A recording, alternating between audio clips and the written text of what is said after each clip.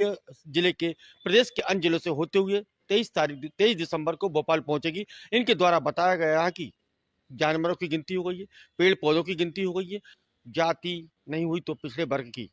तो उन्होंने बताया कि ब्रिटिश सरकार के द्वारा 1931 में जनगणना हुई थी, उसके बाद आज तक जनगणना नहीं हुई।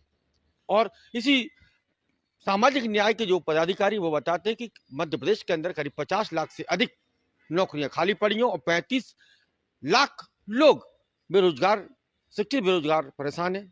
उनका यह कहना है कि जल्द ऐसे मुद्दे हैं और भी ज्वलंत, उन पर ध्यान दिया जाए सरकार, नहीं तो ये ईंट से ईंट बजाने का काम करेंगे। ये न्याय यात्रा का क्या न्याय यात्रा को कितना न्याय मिलेगा ये तो फिलहाल समय की गर्त में, लेकिन ये लोग अपनी आवाज को बुलंद करने के लिए और पिछड़े वर्ग की आवाज, एससी एसटी ओबीसी की आवाज को उठाने के लिए लगातार प्रयास कर रहे हैं। इन्होंने कहा कि अगर जल्द ही इस बात का जनजाति जनगणना नहीं हुई तो ये बड़ा एक आंदोलन भोपाल से लेकर दिल्ली तक करेंगे। देखना है समय क्या होगा उस समय, लेकिन वर्तमान में इनका प्रयास एक बहुत अच्छा सार्थक होगा। मैं विदिशा से राज टीवी समाचार इनके साथ अपनी आवाज को भी इनके साथ बुलंद करता हूं और इनकी आवाज को भी बुलंद करने का प्रयास करता हूं। मैं विदिशा से।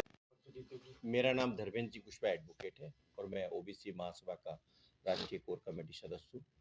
का यात्रा निकाल रहे हैं, का उद्देश्य इसका और कब से शुरू की है?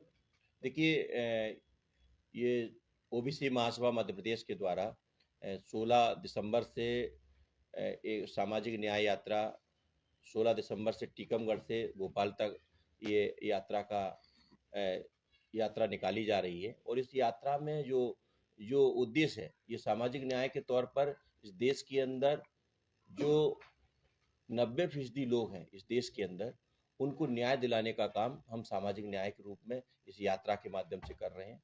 जिस प्रकार से पूरे देश के अंदर हर दूसरा आदमी ओबीसी है, आधे से ज़्यादा ओबीसी इस देश के अंदर है, लेकिन उनकी आय हिस्सेदारी के नाम पर जीरो बना हुआ है। क्या कारण है कि इस 1931 में जाति गणना ब्रिटिश सरकार के द्वारा कराई गई, लेकिन आज केंद्र सरकार जो अपने आप को मोदी जी पिछड़े वर्ग के बोलते हैं, लेकिन पिछड़े वर्ग की जाति गणना नहीं कराना चाहते।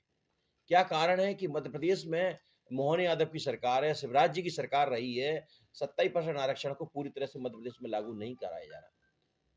क्या मंशा रही कि आज दिनांक तक हमारे हाई कोर्ट, सुप्रीम कोर्ट में जज नहीं है।